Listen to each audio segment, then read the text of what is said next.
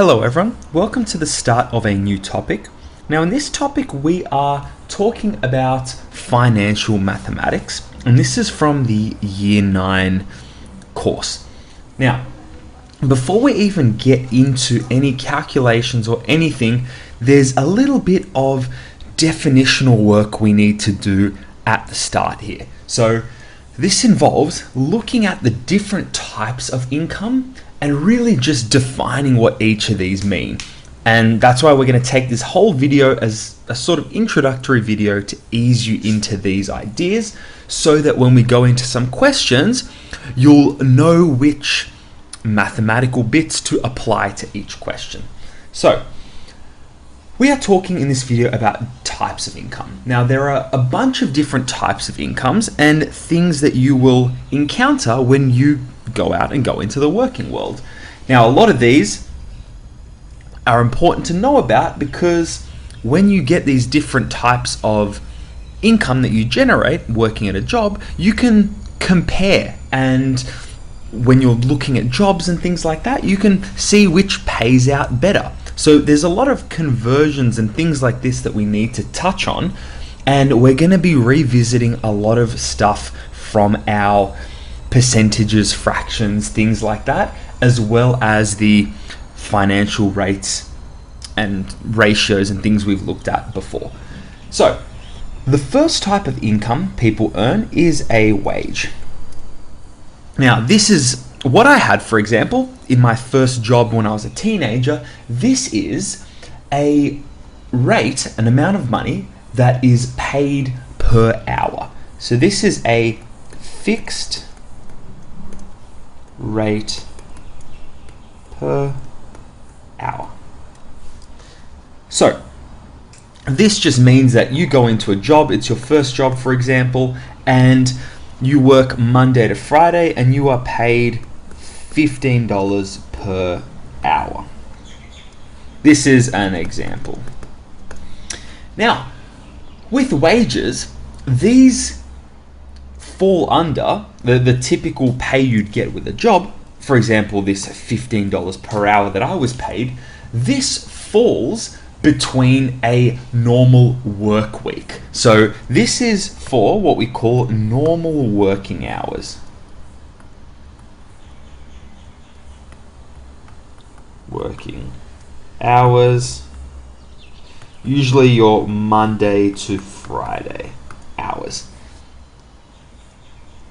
But for businesses to entice employees to work maybe late at night or on the weekends, they have to incentivize their employees somehow. So they pay this higher rate as something called overtime. So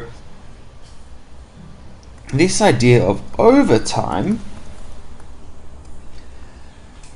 this is a higher rate of pay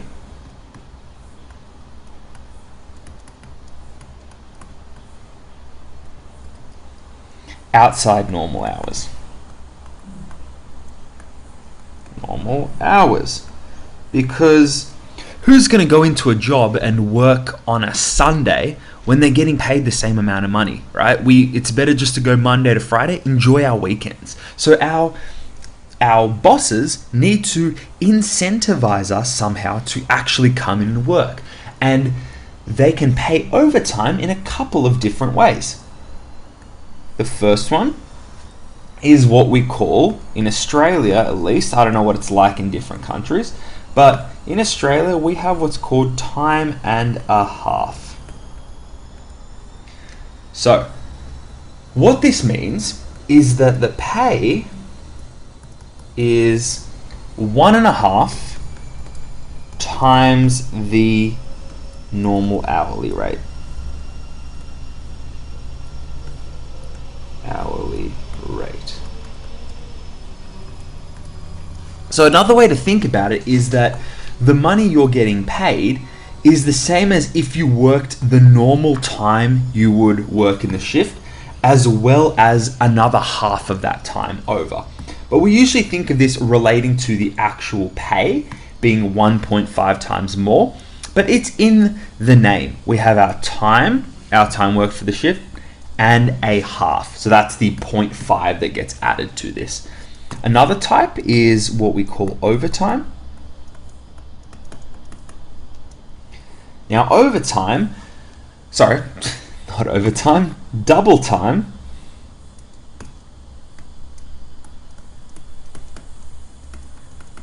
that, as you can probably guess, is that the pay is double. So the pay is 2 times the hourly rate, the normal hourly rate. So this, at least in Australia, double time is typically for your Sundays, right? Because no one wants to work on a Sunday, but they will come in if they're paid twice as much as they normally are. That's a good way to get people to come in to work. Now, all of these things fall under the umbrella of a wage.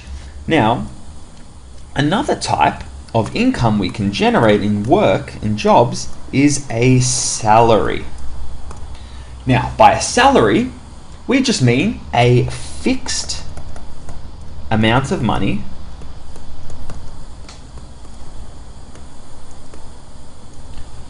per year.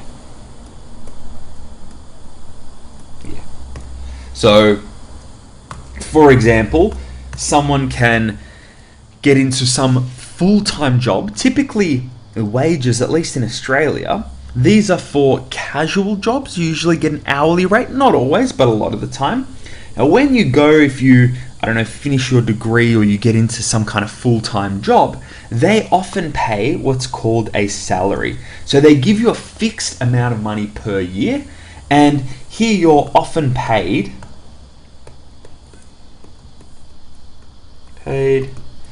usually fortnightly, so every 2 weeks, or monthly in some cases. So someone, for example, might walk into a new job and they are offering $95,000 a year. This is an example of a salary. And obviously from here, you can work out how much you could get in a week, for example, because we know how many weeks are in a year. So there are 52 weeks in a year. So we can find your weekly amount by just dividing this number, because there's 52 weeks in a year approximately. We divide this by your 52. That's going to tell us how much you're making, for example, per week, if you wanted to know, for example. And we're going to look at this for some other questions in the next few videos, but let's move on. Now, some other things we should be aware of, because this will pop up in questions, is that some wage or salary earners, they're paid what is called leave loading. What leave loading is that if you go on a holiday, for example, you are paid. So if you, for example, take leave, you go on holiday, people can earn their normal pay. So for example, the $95,000 per year plus a bonus pay. And this bonus pay is your leave loading. Leave loading is the bonus amount of money that you get. And so the bonus or leave loading is usually 17, at least in Australia, 17.5% of the normal pay. So we can think of the normal pay as being, well, that's just the whole of what you earn. So this is the 100% of your salary. You work all year, you get your $95,000. This $95,000 makes up the 100% of what you earn. Now you go on holiday, you'll get 17.5 on top of that. So your total pay with leave loading, so your total pay with leave loading would be 117.5%, because that takes into account the 100%, the whole of your pay, with an additional 17.5% added on top of that. Now, a couple of other forms of income. Now, this leave loading is usually characteristic of people in a salary or wage income. But if we move on and look at a couple of other ones, some people, for example, are paid what is called piecework. Now, we won't talk about this too much, but it's important to know, because once you guys all get into the working world, you want to see what all your options are, right? So piecework is when you're paid according to the number of items you produce. So paid according to number of items you produce. That's another type. So you can make, for example, shirts, for example, and you sell that at a certain price, and you make the amount of money based on the number of items. Another thing we've talked about in previous videos, so we're revisiting this idea of commission. So people in sales jobs, for example, salespeople, real estate agents, for example, they will receive, these types of people receive some kind of what we call a retainer, so a base pay that they get. And in addition to that, well, this can happen weekly or monthly. So they receive their normal pay as well as what we call a commission. So they receive a retainer as well as a percentage of sales made. Oops. Now, this percentage of sales made, that is what we call the commission.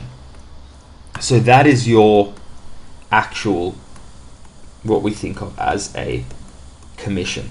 So with these types of industries, what you end up making depends on your performance. So if you're really good at selling things, essentially the better you are at selling things, the better you are at your job, the more potential there is to make.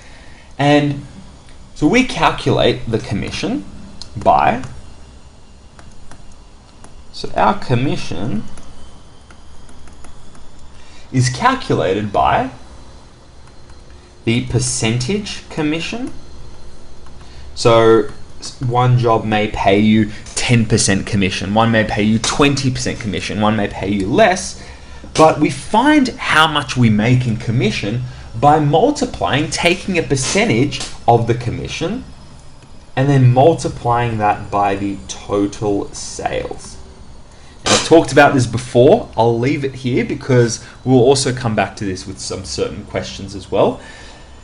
Now, one more thing that we are going to talk about here is what actually, once you get this commission, what actually happens and how we can think of this, sorry, not commission, income. Once we get this income, what then happens? Well, you get the money you make in the week. So the money earned, it has a special type of name in addition to commission, in addition to income, sorry. This is what we call gross income. It's not gross like ooh yuck. This just means this is the total income you've earned. So total, so you do the calculations, you've worked your $15 an hour for a certain amount of weeks.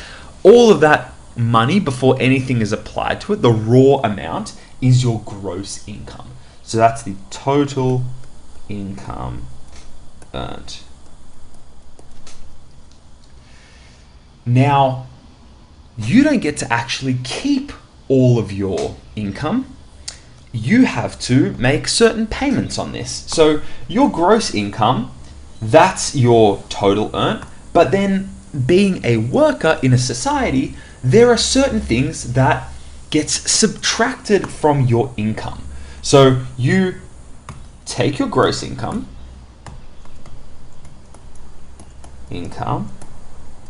and from that, you subtract a bunch of things. So something like, for example, you subtract tax or union fees. And all these things fall under the umbrella of what we call deductions. So once we've subtracted the tax, the union fees, any other deductions we have from our gross income, what we get left with is what we call our net income. Our net income is what we get in our pocket after all of these things have applied. So the net income, in other words, is what's left. What's left for you to spend. Once all this stuff is applied, we end up with our net income. And that's going to be quite important when we start talking about things like tax in particular. But this is just a thorough introduction into all of the different types of income you'd expect, what we mean by gross and net income, just so you can dip your feet into this new topic we're starting of financial maths. If you've sat through for the whole time, thank you. If you already know some of these, you're already working, you may be familiar with these different types, maybe your parents have told you, but in the next video and on from there, we are going to, once we now finally understand all these different types of incomes, we can look at comparing these and doing different calculations when tax or other things are involved. But thank you so much for watching, and I'll see you in the next video.